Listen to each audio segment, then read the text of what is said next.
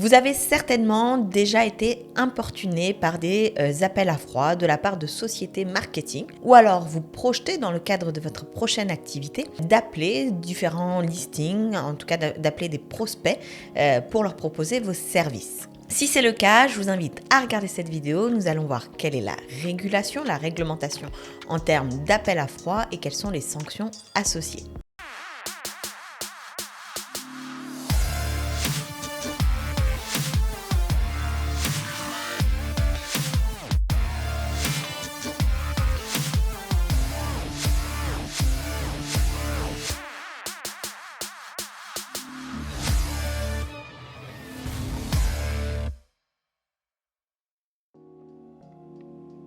Quelle est la réglementation en matière d'appel à froid?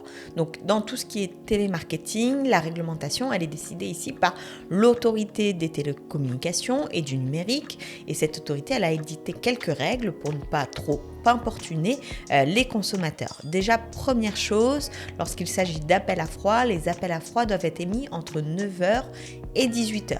Vous ne devez pas être appelé par des sociétés de télécommunications en dehors de ces horaires-là. Deuxième chose, si la personne a rejeté le service ou le bien en question, l'agence, enfin la société de télécommunication, n'est pas autorisée à vous rappeler dans la même journée.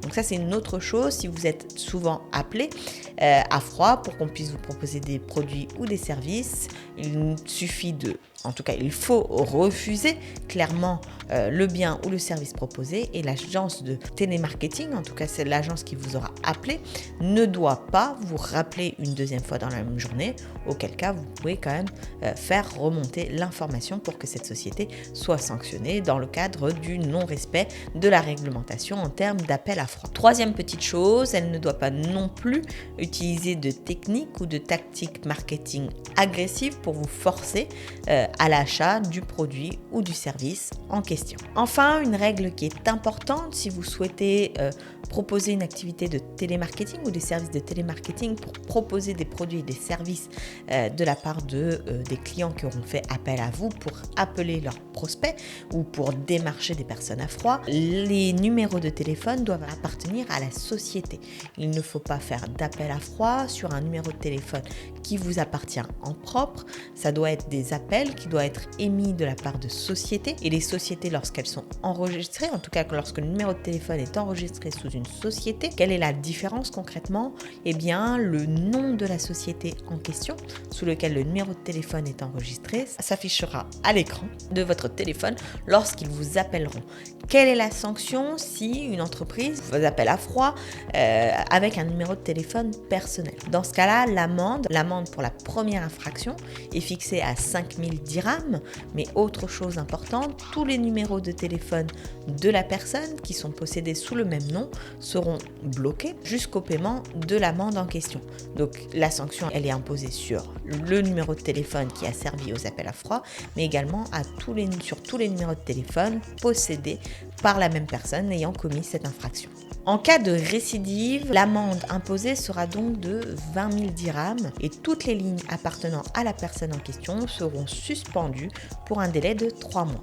Si la personne en question récidive à nouveau, une troisième fois dans un délai de 30 jours cette fois-ci, alors là, l'amende s'élèvera à 50 000 dirhams d'amende et tous les numéros possédés par cette personne seront bloqués pendant une durée de 12 mois.